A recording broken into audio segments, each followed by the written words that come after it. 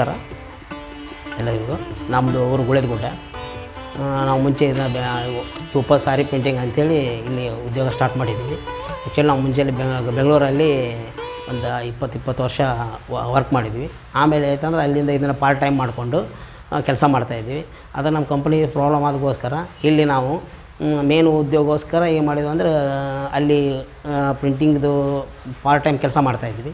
Part time ಕೆಲಸ ಮಾಡ್ಕೊತ ಅದನ್ನು ಮೇನ್ ಉದ್ಯೋಗವಾಗಿ ಗುಳೇದಗುಡ್ಡ ಮಾಡಿದ್ರೆ ಅನುಕೂಲ ಆಗುತ್ತೆ. ಯಾಕಂದ್ರೆ ಇದ್ದವರು ಮತ್ತು ಅದಕ್ಕಿಂತ ಮುಂಚೆ ನಮ್ಮ ಇಲ್ಲಿ ಗುಳೇದಗುಡ್ಡ ಹತ್ತಿರ ಇಳಕಲ್ಲು, ರಾಮದುರ್ಗ, ಬೆಳಗಾವಿ ಎಲ್ಲ ನಿಯರೆಸ್ಟ್ ಇರೋದ್ರಿಂದ ಇಲ್ಲಿ ಪ್ಲೇನ್ ಸೀಟ್ಗಳು ರೆಡಿ ಆಗ್ತಾವೆ. ಪ್ಲೇನ್ ಸೀಟ್ ರೆಡಿ ಆಗೋದ್ರಿಂದ ಅದರಿಂದ ನಾವು ಇಲ್ಲಿ ಪ್ರಿಂಟ್ ಮಾಡಿದ್ರೆ ನಮ್ಮ ಉದ್ಯೋಗ ಮುಂದೆ ಅನುಕೂಲ ಆಗುತ್ತೆ ಅನ್ನೋಗೋಸ್ಕರ ಇಲ್ಲಿ ಮಾಡಿರ್ಬೇಕಾಗಿತ್ತು.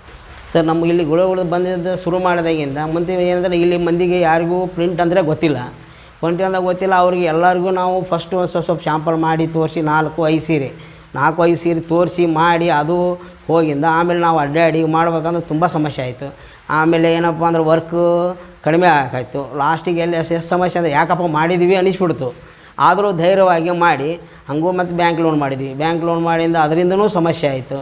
ಸಮಸ್ಯೆ ಆದರೆ ಆದರೂ ಅಂದರೆ ಹೆದರಿಸ್ಕೊಂಡು ಮುಂದೆ ಇಂಪ್ರೂವ್ಮೆಂಟ್ ಆಗುತ್ತೆ ಅನ್ನೋಗೋಸ್ಕರ ಮಾಡಿ ಆಮೇಲೆ ಏನಂದರೆ ಸ್ವಲ್ಪ ಸ್ಟೆಪ್ಪಾಗಿ ಇಂಪ್ರೂವ್ಮೆಂಟಾಗಿ ಈಗ ಅನುಕೂಲ ಆಗಿದೆ.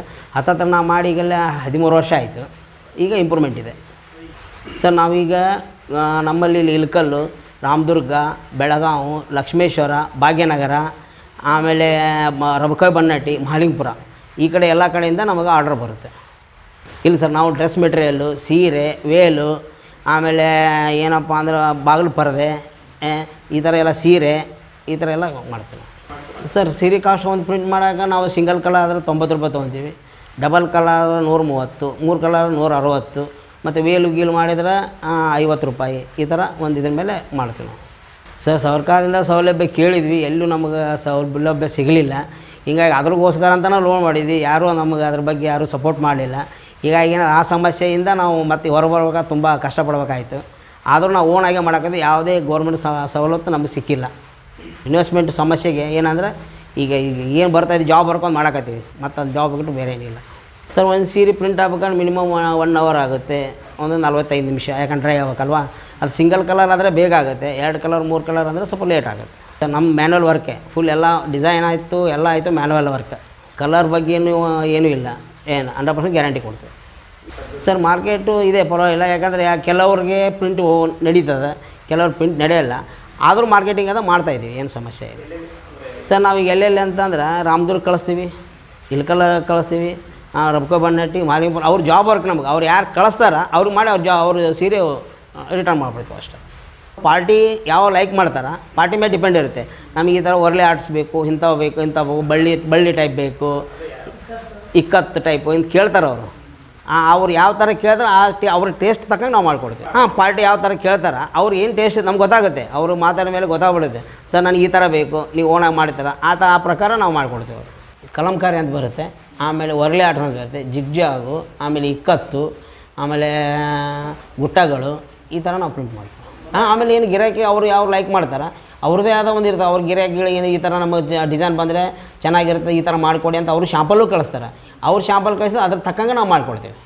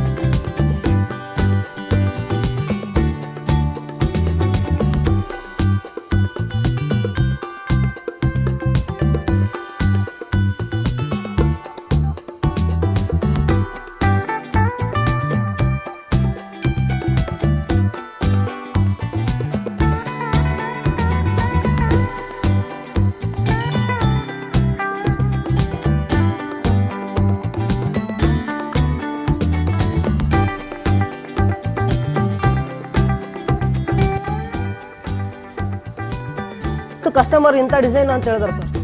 ಅವ್ರು ಹೇಳಿ ಡಿಸೈನ ನಾವು ಇದ್ರ ರೀತಿ ಟ್ರೆಸ್ಸಿಂಗ್ ಪೇಪರಲ್ಲಿ ಸ್ಕೆಚ್ ಮಾಡ್ಕೊತೀವಿ. ಈ ರೀತಿ ಇರುತ್ತೆ. ಈ ಥರ ಇಷ್ಟರಲ್ಲಿ ಸ್ಕೆಚ್ ರೆಡಿ ಮಾಡ್ಕೊಂಡ್ಮೇಲೆ ಈ ರೀತಿ ಪ್ಲೇಟ್ ರೆಡಿ ಆಗುತ್ತೆ.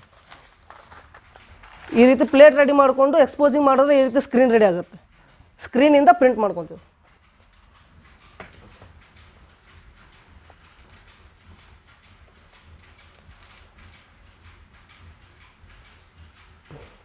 ಸಾಕು ಸಾಕು.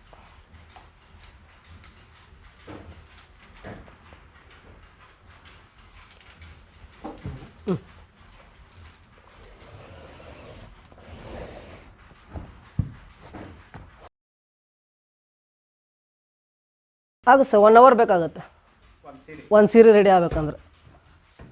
ಇಲ್ಲಿ ಬನ್ನಿ, ಈ ರೀತಿ ಪ್ರಿಂಟ್ ಮೇಲೆ ರೆಡಿ ಡಿಸೈನ್ ರೆಡಿ ಆಗುತ್ತೆ.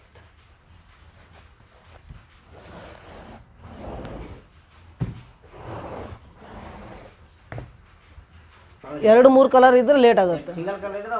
ಈಗ ಫಸ್ಟ್ ನೋಡಿದ್ರಲ್ಲ ಸರ್, ಅದು ಬಂದು ಬರೀ ಸಿಂಗಲ್ ಕಲರ್ ಮಾಡಿದ್ವಿ. ಇವಾಗ ಇದು ಡಬಲ್ ಕಲರು, ಒಂದು ಪರ್ಪಲ್ ಇದೆ, ಒಂದು ಗ್ರೀನ್ ಇದೆ. ಇದ್ರ ಮೇಲೆ ಇನ್ನೊಂದು ಕಲರ್ ಬಂದರೆ ಅದು 3 ಕಲರು.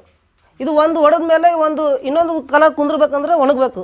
ಒಣಗೋಕ್ಕೋಸ್ಕರ ಟೈಮ್ ಬೇಕಾಗುತ್ತೆ, ಟೈಮ್ ತೊಗೊಳುತ್ತೆ. ಅದಕ್ಕೆ ಒಂದು ಕಲರ್ ಒಣಗಬೇಕಂದ್ರೆ ಒಂದು ½ ಆನ್ ಅವರ್ ಬೇಕಾಗುತ್ತೆ ಸರ್. 3 ಕಲರ್ಗೆ 1.5 ತಾಸು ಬೇಕು 3 ಕಲರ್ ಮಾಡಿದ್ರೆ.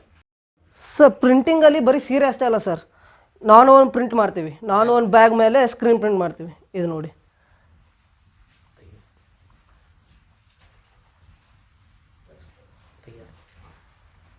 ಇದೆಲ್ಲ ಪ್ರಿಂಟ್ ಮಾಡಿದ್ದು.